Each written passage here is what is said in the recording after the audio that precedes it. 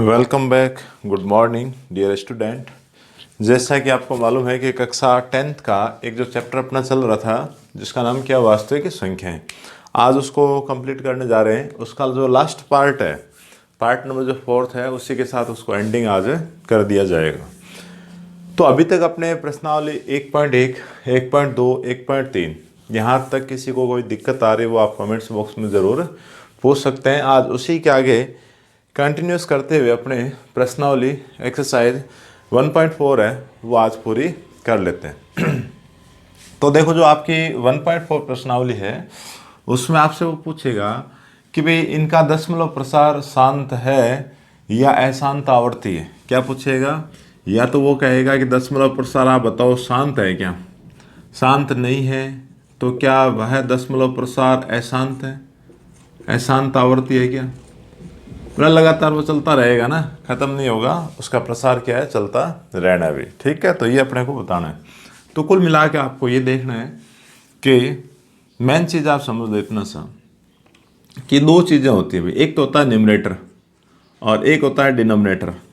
ठीक है, यदि डिनोमिनेटर में मतलब हर के अंदर, कहाँ पर, हर में आप अभाज्य गुणनखंड करवाओ, हर में दी गई संख्या के क्या करवाने, आपको अभाज्य गुणनखंड करवाने हैं। और यदि वहाँ पर आपको 2 की पावर m इंटू 5 की पावर n की फॉर्म का अगर आपको मैटर मिल रहा है, मैं कहने का मतलब कि हर में जो संख्या दे रखी है उसके अभाज्य जो गुणनखंड है उनमें सिर्फ 2 की पावर m और 5 की पावर n के अलावा तीसरा कोई अभाज्य गुणनखंड नहीं आए तो कहा जाएगा कि दी गई संख्या का दशमलव प्रसार वो क्या है, शांत है। क्या रहेगा? शांत रहेगा। और यदि आपने हर के अभाज्य गुणनखंड निकाले, क्या निकालना है आपको? अभाज्य गुणनखंड। यदि आपने अभाज्य गुणनखंड निकाले किसके? हर के। और अभाज्य गुणनखंडों में 2 की पावर m इंटू 5 की पावर n के अलावा और कोई अभाज्य संख्या और आपको देखने को मिलेगी। जैसे मान लो 7 आ गया, हो सकता है आपके पास 13 और आ जाए, है ना। तो 2 और 5 के अलावा यदि इसके अभाज्य गुणनखंड और भी है, उस कंडीशन में कहा जाएगा कि जो दी गई संख्या है उसका दशमलव प्रसार क्या है, आपका दशमलव प्रसार अशांत और आवर्ती है। क्या है? अशांत और आवर्ती है। तो मेन चीज़ आपको समझ आई कि दी गई संख्या के हर में, दी गई संख्या के हर में जो मैटर आपको दे रखा है उसके अभाज्य गुणनखंड आपको करवाने। ठीक है, तो अभाज्य गुणनखंड यदि आप करवाओगे, उन अभाज्य गुणनखंडों में यदि 2 की पावर m इंटू 5 की पावर n के अलावा तीसरा कोई अभाज्य गुणनखंड नहीं होगा तो कहा जाएगा दिया गया जो भी आपको मान है, दी गई भिन्न है, उसका दशमलव प्रसार क्या होगा? शांत होगा। और यदि अन्य कोई अभाज्य गुणनखंड और देखने को मिले, जैसे 7 और 13 में से, या और भी है ना, आगे और भी हैं, तो उनमें से जैसे 11 आ जाएगा, तो उनमें से कोई इनके अलावा 2 और 5 के अलावा यदि कोई और मौजूद है, उस समय जो भिन्न आपको दे रखी है उसका दशमलव प्रसार अशांत और क्या होगा, साथ में आवर्ती होगा। ठीक है, अब लेते हैं अपने एक प्रश्न। तो ये तो इस चैप्टर का बेसिक था, इतना ही आपको समझना है और कुछ नहीं करवाना है। अब इसमें पहला और दूसरा प्रश्न एक साथ साथ करेंगे भाई। ठीक है, क्योंकि मिटा देंगे फिर समस्या आ जाएगी। तो दोनों साइड में फर्स्ट और सेकंड प्रश्न को साथ साथ हल करवाते रखो, क्योंकि फर्स्ट वाले जो प्रश्न में क्वेश्चन दे रखे हैं उन्हीं को सेकंड के अंदर वो वापस आपसे पूछना चाहता है। तो देखो, पहले प्रश्न में ये कह रहा है कि बिना लंबी विभाजन प्रक्रिया किए बताइए कि निम्नलिखित परिमेय संख्याओं के दशमलव प्रसार शांत है या अशांत आवर्ती है। पहले प्रश्न में तो आपको सिर्फ यही बताना है कि दशमलव प्रसार है वो शांत है या अशांत है। उसके बाद जो सेकंड प्रश्न है उसमें वो कहता है कि ऊपर दिए गए प्रश्न 1 में उन परिमेय संख्याओं के दशमलव प्रसारों को लिखिए जो शांत है। मतलब आप पहले पता लगाओगे कि दशमलव प्रसार शांत आ रहा है या अशांत आ रहा है। अब वो कहना चाह रहा है कि यदि पहले प्रश्न में जो आपने पता लगा लिए हैं उनमें दशमलव प्रसार यदि आपके शांत आ रहे हैं तो उनका दशमलव प्रसार भी निकाल के बताओ। तो मैं एक छोटा सा प्रश्न लेता हूँ, पहला फर्स्ट वाला ले लिया जाए। 13/31 25 है।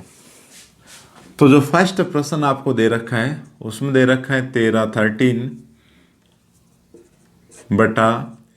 और 25। अब मेरे को ये चेक करवाना है, तो शांत है या अशांत है मेरे को चेक करवाना है। तो पहला काम क्या होगा, मैं दी गई संख्या के अभाज्य गुणनखंड निकालूं। तो दी गई हर में संख्या आपकी क्या रहने वाली है, 31 और 25, ये संख्या है।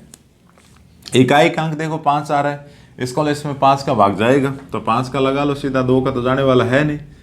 तो 5 का भाग 30 में कितनी बार, 6 बार, मतलब 31 है, एक बच गया, 12 आया।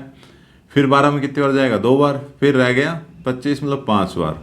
फिर 5 का जा रहा है, फिर 5 का लगा लो, तो 5 एकम 5, 5 दूनी 10 और 5। फिर 5 का चला जाएगा, फिर 5 का लगाओ, देखो 5 दूनी 10 और 5। उसके बाद फिर 5 का जा रहा है, कितनी बार, 5 बार। फिर 5 का जा रहा है, कितनी बार, 1 बार। तो अभाज्य गुणनखंड आपने देखे, तो अभाज्य गुणनखंड यदि कर लिए तो ये आपके पास देखो 5 बार आ रहा है। कौन आ रहा है, 5 5 5 आ रहा है। तो कुल मिला के ये जो संख्या है उसको लिख सकते हैं 13/5 लिख सकते हैं ना। 1 2 3 4 5, तो 5 की पावर क्या हो गया, 5 हो गया। अब मैंने आपको ये बताया कि यदि किसी संख्या में 2 की पावर m और 5 की पावर n यदि कोई फैक्टर आपको मिल रहे हैं नीचे अभाज्य गुणनखंड करवाने पर नीचे दी गई संख्या के, तो उस समय कहा जाएगा दशमलव प्रसार क्या है, शांत आ रहा है। अब देखो इसमें 5 आ रहा है, 5 के अलावा कुछ नहीं आ रहा ना। आप एक काम कर सकते हो, आप लिख सकते हो 2 की पावर 0। क्या लगा सकते हैं, 2 की पावर 0, क्योंकि 2 की पावर 0 होगी तो क्या आएगा, 1 आएगा। 1 आता है, 1 से मल्टीप्लाई करवाओगे तो ये आ जाएगा। तो बस ये लिखेंगे, क्या लिखेंगे कि हर के अभाज्य गुणनखंड, हर के अभाज्य गुणनखंड 2 की पावर m इंटू 5 की पावर n के रूप के हैं, n के रूप के हैं।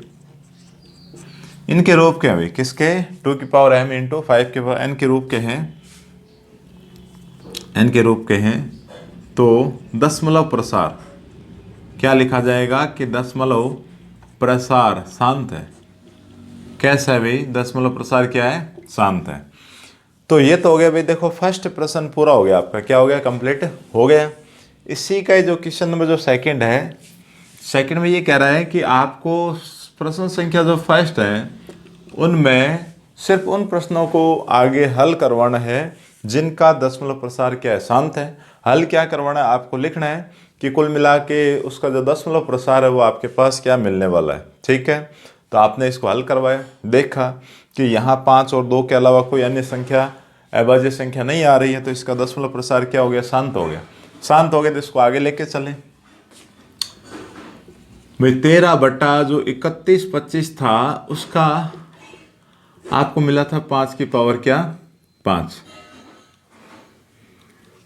ये अपने पास वैल्यू आई थी। ठीक है, अभाज्य गुणनखंड करवाने के बाद ये वैल्यू आई थी। अब देखो दशमलव प्रसार में इसका अगर संख्या का भाग लगाओगे काफ़ी लंबा चौड़ा मैटर रह जाएगा। तो नीचे क्या करते हैं, 10 के रूप का बनाने का कोशिश करेंगे, 0 के फॉर्म में, 10 या 100 1000 है ना, 1 लाख है ना, 10 लाख, ऐसा कुछ मैटर आपको क्रिएट करना पड़ेगा। तो आपको मालूम है भी 5 को जब 2 की गुणा करवाई जाएगी तब आपको क्या मिलेगा, 10 मिलने वाला है। तो 5 को 2 की गुणा करवाएंगे तो 2 है नहीं, 2 नहीं है, तो 2 आपको एडजस्टमेंट करवाना है, आपको 2 लिखना पड़ेगा। तो जैसे 5 जितनी बार आ रहा है उतनी बार 2 लिखना जरूरी है भी। 5 आ रहा है देखो 5 बार, तो 2 को भी क्या आना चाहिए, 5 बार आना चाहिए भी। तो 2 की पावर क्या लिखी जाएगी, 5। तो 2 की पावर 5 आपने हर के अंदर लगाई अपनी इच्छा से, तो अंश के अंदर भी, न्यूमरेटर के अंदर भी आपको क्या करनी पड़ेगी, गुणा करवानी पड़ेगी बैलेंस करवाने के लिए। ठीक है अब देखो क्या काम करवाया जाए कि ऊपर तो जो संख्या है उसको आप गुणा ही करोगे। देखो 13 हो गया, 2 की पावर 5 का मतलब क्या हो गया, 32 आ जाएगा बटे में। अब देखो ये जो पावर सेम आपने लिखी है ना, एक काम करो कि दोनों की जो पावर है वो आपका लगा दो बार, 5 5 की पावर आ रही और 5 की गुणा 2 से करवा लो। तो कुल मिला के 32 की जो गुणा है वो आप 13 से करवाओ। किसके, 32 की गुणा 13 से करवाओगे तो क्या आएगा, 416। क्या बन जाएगा आपका, 416। और नीचे जो 5 की गुणा 2 से करोगे वो क्या आ जाएगा, 10 आ जाएगा। पावर आपकी क्या आ रही है, 5 आ रही है ना। अब एक काम कर लो कि 416 बटा 5 बार जीरो लिखना। देखो एक तो लिखा 1 2 3 4 5, तो कुल मिला के देखो 5 जीरो है, तो सीधा पॉइंट लगेगा। तो पहले ऊपर वाली संख्या को उतार लो, जो भी दे रखी है उतार दी गई। अब यहाँ से काउंट हो गए, इधर पांचवें स्थान पे क्या लगेगा, जीरो। तो देखो 1 2 3 तो है ही, ये अंक एक जीरो लगाए 4, एक जीरो और लगाए 5 अंक बन गए। आप यहाँ पॉइंट लगा लो, और सुंदर लगने के लिए पॉइंट के इधर भी आप क्या लगा दिया करो, जीरो। तो ये आपका दशमलव प्रसार आ गया, किसका आया, 13/31/25 का दशमलव प्रसार आ गया। बस इतना सा काम आपको करना है। तो समझ आया। दशमलव प्रसार करने के लिए क्या काम किया जाएगा कि नीचे 10 की फॉर्म में आपको क्रिएट करना है, बनाना है, तब जाके 10 खुलेगा। मतलब या तो वो बनेगा 100 या 1000, 1 लाख, 10 लाख, ऐसे कोई मैटर बनेगा। फिर सिर्फ आपको क्या करना है, गिन के पॉइंट ही आपको लगाना है। तो प्रश्न काफ़ी आसान है, इसका स्क्रीनशॉट ले लीजिए। 2 प्रश्न एक साथ आपके कंप्लीट हो जाएंगे, कोई दिक्कत नहीं आने वाली है। तो स्क्रीनशॉट ले लिए तो और आगे चलें। देखो इसमें पहले प्रश्न में बहुत सारे प्रश्न दे रखे हैं, प्रैक्टिस के लिए आपको 10 प्रश्न दे रखे हैं, काफ़ी ज़्यादा है मेरे हिसाब से। तो क्या है, काफ़ी तादाद में आपको दे रखे हैं। आपका अभ्यास क्या है, पूरा हो जाएगा। अब करते हैं भाई फर्स्ट का सेकंड या थर्ड देखूं मैं। सेकंड वाला छोटा भी आप लोग कर लेना, मैं इसका क्या है थर्ड करवा देता हूँ। क्या दे रखा है, 64/455।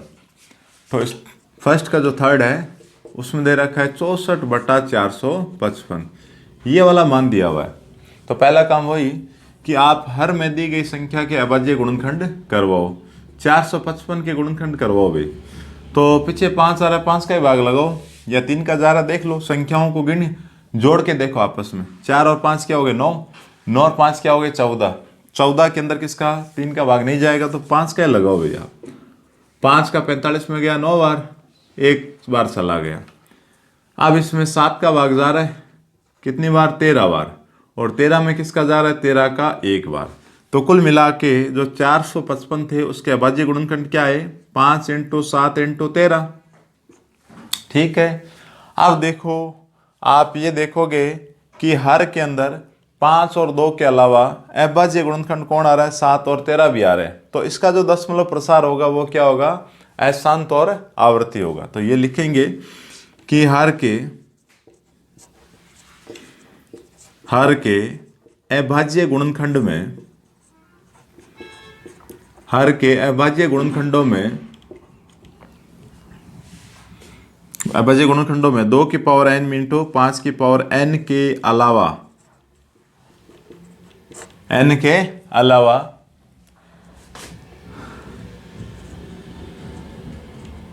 अभाज्य गुणनखंड क्या है, 7 व 13 भी है, 7 व 13 भी है।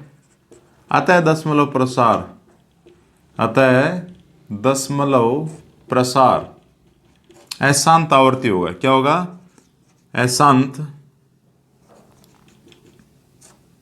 व आवर्ती होगा।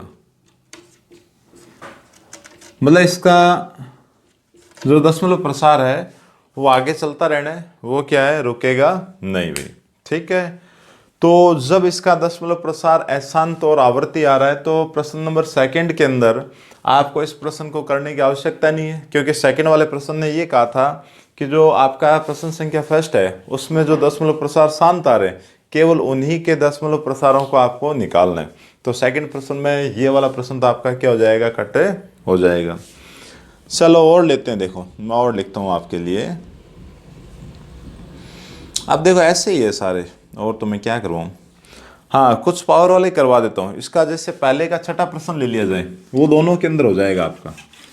अब कई प्रश्न ऐसे हैं जिनमें मेहनत करने की आवश्यकता है नहीं, क्योंकि उसने खुद ने बना के दिए भाई। पहले का जो 6 प्रश्न है वो दे रखा है 23/2 की पावर 3 × 5 की पावर 2। छठा जो प्रश्न है वो दे रखा है 23/2 की पावर 3 × 5 की पावर 2। ये वाला प्रश्न अपने को दिया हुआ है। तो इसमें तो देखो मेहनत करने की आवश्यकता है ही नहीं, आपको सीधे गुणनखंड दे रखे हैं। ये डॉट का मतलब क्या है, आपस में मल्टीप्लाई है भाई दोनों। तो कुल मिला के आपको क्या दे रखा है, ये कह रहा है कि अभाज्य गुणनखंड करके दे रखा है हर के अंदर, तो सीधा आपको लिखना है। क्या लिखोगे कि हर में अभाज्य गुणनखंड, वो एक लाइन लिखनी है सिर्फ, और कुछ भी नहीं लिखना है। क्या लिखेंगे कि हर में अभाज्य गुणनखंड, ये तो प्रश्न आपको हल करने की आवश्यकता नहीं पड़ी। अभाज्य गुणनखंड 2 की पावर m इंटू 5 की पावर n के रूप के हैं, n के रूप के हैं। तो सीधा लिखेंगे कि अतः दशमलव प्रसार क्या है, शांत है। बस ये लिखना है। अब देखो जब दशमलव प्रसार शांत हो गया तो उसका सेकंड प्रश्न में और आपको क्या निकालना पड़ेगा, दशमलव प्रसार निकालना है। तो सेकंड में भी आप फर्स्ट का छटाई लगा के लिख सकते हैं। क्या दे रखा है, 23/2 की पावर 3 इंटू 5 की पावर 2। अब देखो 5 और 2 दोनों आ रहे हैं, आपको क्या करना है, 10 बनाना है। और 10 बनाने के लिए 5 की गुणा 2 से होनी चाहिए। और 5 की गुणा 2 से कब होगी, जब दोनों की पावर क्या होगी, सेम होगी। सेम होगी तो पावर कहाँ लिख सकते हैं, ब्रैकेट बना के बाहर आप लिख सकते हैं। तो पावर सेम करने के लिए आपको क्या काम करना पड़ेगा कि 2 की घात 3 है, तो इसका 5 भी क्या आना चाहिए, 3 बार आना चाहिए। तो 5 3 बार नहीं आ रहा है, तो आप इसका एडजस्टमेंट करवाओ। मतलब 2 की पावर 3 इंटू 5 की पावर 2 तो दे रखा है, एक 5 की कमी आ रही, तो नीचे भी 5 की गुणा, ऊपर भी क्या करेंगे, 5 की गुणा। तो ऊपर तो आप गुणा करवा दो, 5 की गुणा 3 से क्या है, 15। फिर एक असल पाई, 5 दूनी 10 रहे, क्या हो गया, 11, 115 आ गया। नीचे आ गया 2 की घात 3 इंटू 5 की घात क्या हो गया, 3। 2 की घात 3 इंटू 5 की घात क्या बन चुका है आपका, 3। ठीक है। अब देखो जैसे ही घातें सेम आ रही है तो ब्रैकेट लगा के पावर को तो कहाँ लिखा जाएगा, बाहर। 2 इंटू 5 आप यहाँ लिखो, कुल मिला के 115/2 इंटू 5 करोगे तो क्या आएगा, 10 बन गया। 10 की पावर क्या हो गया, 3। इसका मतलब आप इसको खोल के लिखोगे 1 2 3 0। तो 115 आपने ऊपर वाली संख्या को लिखा, नीचे 0 काउंट करेंगे, 1 2 3 0 आ रहे हैं, तो यहाँ से गिनेंगे भाई 1 2 3, 3 आते 3 तो है, आप यहाँ पॉइंट लगा सकते हैं, सीधा आप क्या लिखो, 0। तो इस प्रकार से प्रश्न आपको करने हैं, कर लोगे, क्योंकि इनमें कई प्रश्नों में अभाज्य गुणनखंड आपको करके दे रखे हैं, आपको मेहनत करने की आवश्यकता नहीं है। तो अच्छे से समझ आया, इसका स्क्रीनशॉट ले लीजिए और आगे चलते हैं। तो ऐसे बहुत सारे प्रश्न आपको दे रखे हैं, आप करने का अभ्यास करना। अब आगे चलते हैं, जो प्रश्न नंबर 3 है उसको किया जाए। ठीक है, ऐसे आप सारे मिला लेना, फिर भी कोई दिक्कत आ रही तो आप पूछ सकते हैं, कोई समस्या नहीं आने वाली। अब लेते हैं क्वेश्चन नंबर जो 3 है वो। क्वेश्चन नंबर जो 3 है उसमें देखो क्या कह रहा है कि कुछ वास्तविक संख्याओं के दशमलव प्रसार नीचे दर्शाए गए हैं। प्रत्येक स्थिति के लिए निर्धारित कीजिए कि क्या यह संख्या परिमेय संख्या है या नहीं। यदि यह परिमेय संख्या है और p/q के रूप की है तो q के अभाज्य गुणनखंडों के बारे में आप क्या कह सकते हैं। मतलब आप क्या कह सकते हैं भाई इनके अभाज्य गुणनखंडों के बारे में। तो जैसे पहली संख्या आपको दे रखी है 43.1 से लेकर 9 तक है। तो पहला दे रखा है 43.1 2 3 4 5 6 7 8 9। ये कह रहा है कि एक संख्या आपको दे रखी है, इसके बारे में आप परिमेय संख्या होने के बारे में क्या राय दोगे। क्या ये परिमेय संख्या है, और परिमेय संख्या है तो इसका जो q है, मतलब जो बट्टे में डिनोमिनेटर के अंदर जो संख्या आएगी उसके अभाज्य गुणनखंडों के बारे में आप क्या कह सकते हैं। ठीक है, इतना ही पूछा है तो कोई दिक्कत नहीं है, तो करवाएं भाई। तो साफ साफ पता चल रहा है परिमेय संख्या वो होगी जिनका दशमलव प्रसार यहाँ तक, मतलब कहीं तक आने के बाद रुक जाए, उसके आगे नहीं हो, उसका दशमलव प्रसार शांत होगा, तो वो हमेशा क्या कही जाएगी, परिमेय संख्या कही जाएगी। ये आपकी परिमेय संख्या है भाई।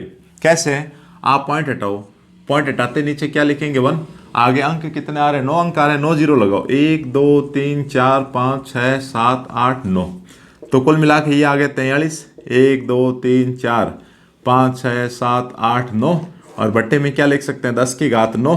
अब एक काम और कर सकते हैं, परिमेय संख्या तो ये है, साथ में अब आपको क्या लिखना पड़ेगा कि इसमें जो हर के अंदर है ना जो मान, उसके बारे में आप क्या कहना चाहते हैं, उसके बारे में आपको समझाता हूँ।